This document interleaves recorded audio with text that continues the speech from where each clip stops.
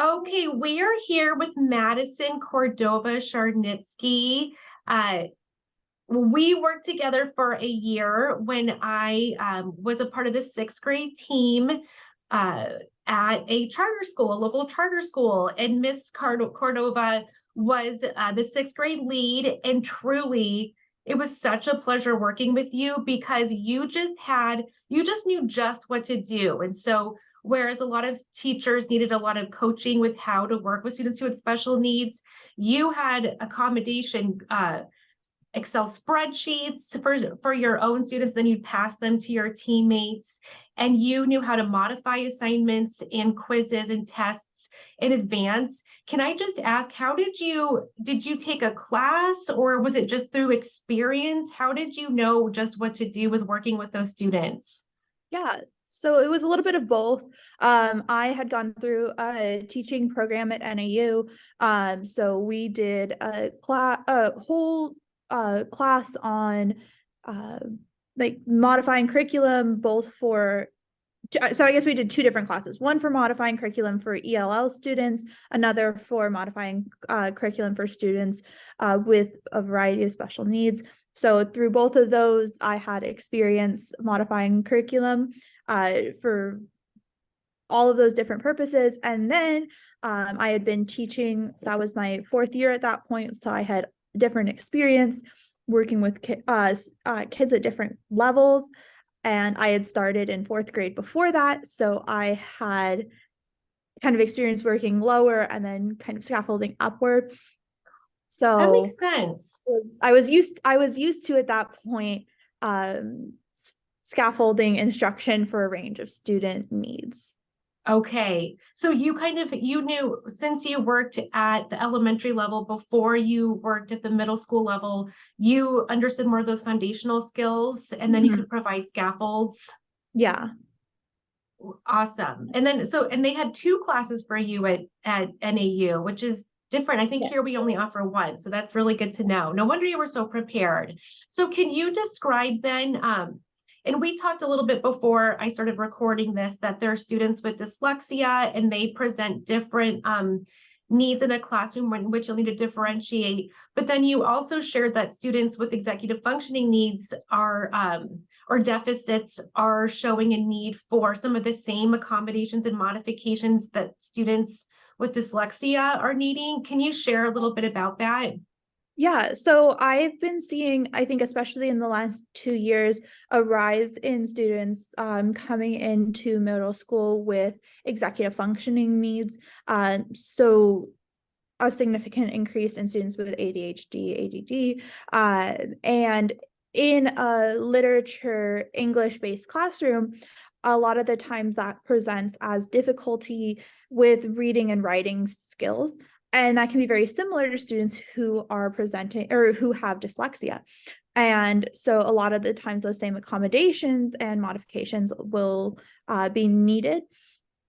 And so a lot of those accommodations can be things like sentence stems for beginning writing, because that a lot of the times that writing for students with executive functioning is really overwhelming, Mhm. because it's not just writing is a multi-step process, and a lot of the times it's puts an intense strain on working memory, which is something that students with executive functioning, sorry, my lights just turned off, executive functioning struggle with intensely.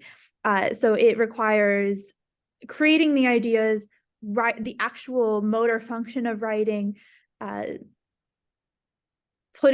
organizing those ideas, uh, putting them onto the paper, and then making sure that you're hitting all those different steps with conventions, with putting evidence, and all those things become very overwhelming very quickly.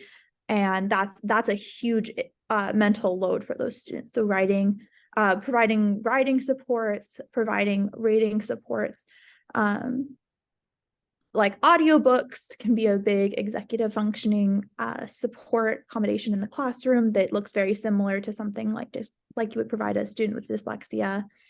Um, and then also something like even providing large print versions can sometimes be helpful.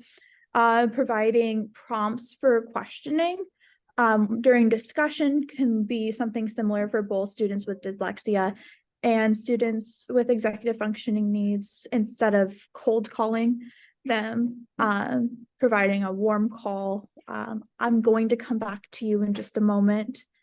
Instead of just calling, Mrs. Jacoby, it's time for you to speak. Mrs. Jacoby, I'm going to call on you in 3 students.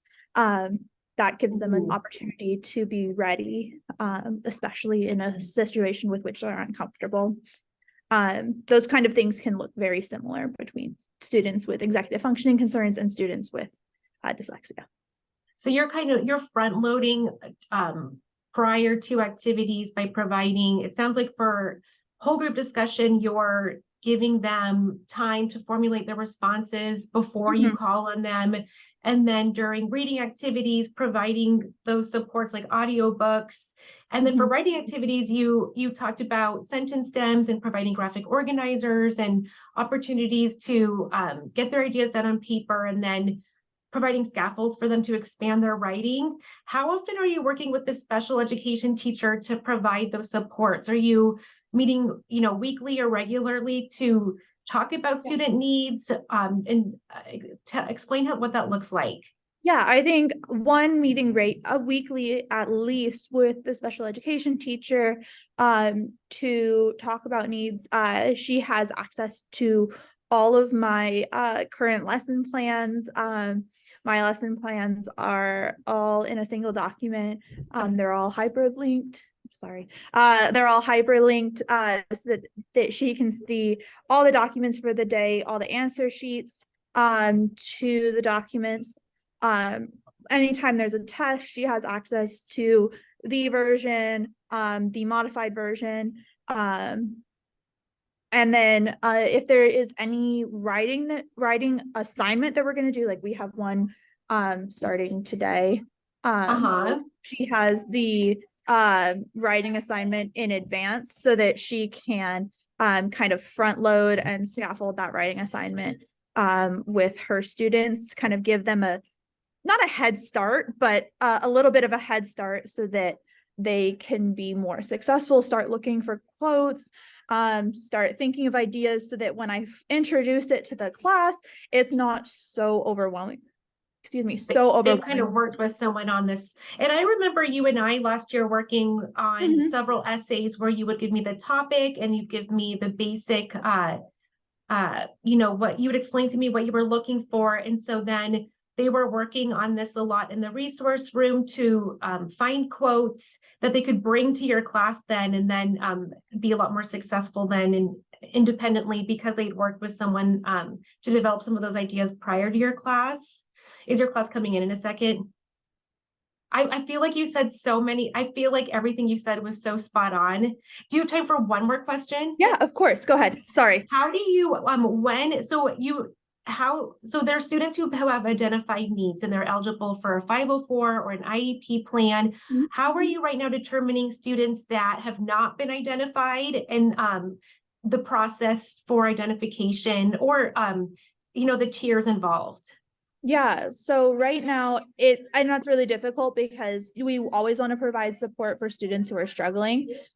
So I encourage students who I see difficulty, who are having difficulty to attend what we had called lesson review, kind of our baseline universal support for at least 2 weeks consistently. I work with them. If I'm still not seeing progress, I recommend them to our higher tier of support, which is like a more individualized support.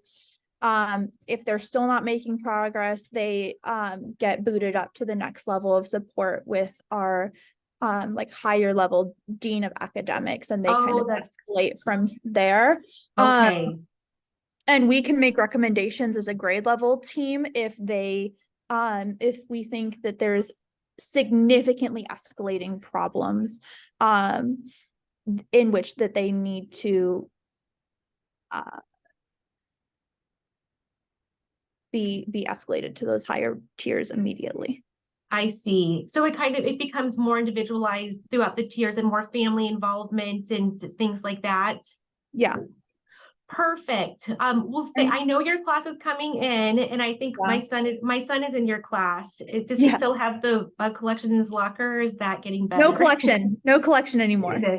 You were truly, out of all of my years of teaching, you were my favorite general ed teacher that I worked with. Just You. because you knew just what to do, but then you were flexible, and you were willing to be flexible with my recommendations, and we both kind of made Yeah. decisions together, and it was such a great environment, and I appreciate you so much. I'm so glad my students get to hear your wisdom. All right. Thank you so much. Have a great Bye, rest Ms. of your day. Cordova. You too. Bye. Bye.